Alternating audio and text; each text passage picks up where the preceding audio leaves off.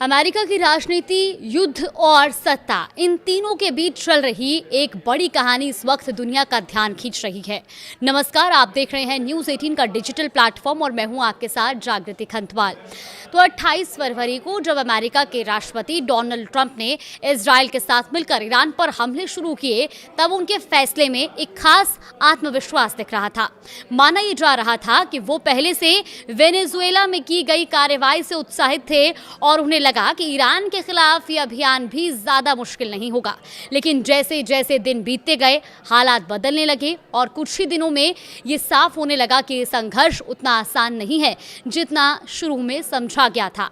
एक तरफ ईरान था जिसके पास खोने के लिए सीमित चीजें थी, वहीं दूसरी तरफ अमेरिका था जिसकी अर्थव्यवस्था और राष्ट्रपति की राजनीतिक साख दोनों दांव पर लग चुकी थी।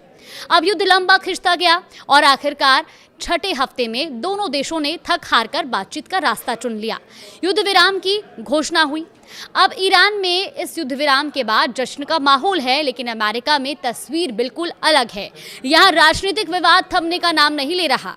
एक रिपोर्ट के मुताबिक 85 से ज्यादा डेमोक्रेट सांसदों ने राष्ट्रपति डोनाल्ड ट्रंप को पद से हटाने की मांग की है।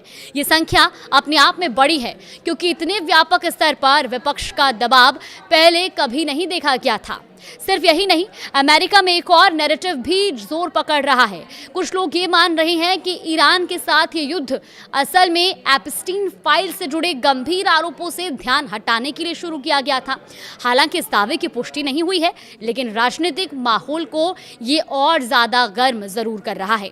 अब सवाल ये उठता है कि आखिर राष्ट्रपति को हटाने की मांग इतनी तेज क्यों हो रही है। दरअसल ईस्टर के मौके पर राष्ट्रपति डोनाल्ड ट्रंप ने सोशल मीडिया पर एक बेहद गुस्से भरा और आपत्तिजनक पोस्ट किया। इस पोस्ट के बाद न सिर्फ विपक्ष बल्कि अमेरिका के भीतर भी कई लोग उनकी भाषा और व्यवहार पर सवाल उठाने लगे। आलोचकों का कहना है कि ईरान युद्ध को लेकर बार बार बदलते बयान, रणनीति में लगातार बदलाव और इस तरह की भाषा, ये सब उनके मानसिक संतुलन पर सवाल खड़े करते हैं। इसी वजह से अब अमेरिकी कांग्रेस में 25वें संशोधन की धारा 4 लागू करने की मांग तेज हो गई है। अब समझते हैं कि ये 25वां संशोधन आखिर है क्या। देखिए, अमेरिकी संविधान का 25वां संशोधन राष्ट्रपति और उपराष्ट्रपति से जुड़े विशेष हालातों को संभालने के लिए बनाया गया है। इसमें 4 प्रमुख धाराएं हैं। धारा 1 कहती है कि अगर राष्ट्रपति की मृत्यु हो जाए, वो इस्तीफा दे दें या उन्हें हटा दिया जाए, तो उपराष्ट्रपति पद पूर्ण रूप से राष्ट्रपति बन जाता है। धारा 2 के तहत अगर उपराष्ट्रपति का पद खाली हो जाए तो राष्ट्रपति एक नए नाम का प्रस्ताव देते हैं, जिसे कांग्रेस की मंजूरी मिलना जरूरी होता है। अब धारा 3 कहती है कि व्यवस्था देती है कि अगर राष्ट्रपति खुद को अस्थायी रूप से अक्षम महसूस करते हैं तो वो स्वेच्छा से अपनी शक्तियां उपराष्ट्रपति को सौंप सकते हैं। लेकिन सबसे ज्यादा चर्चा में है धारा 4।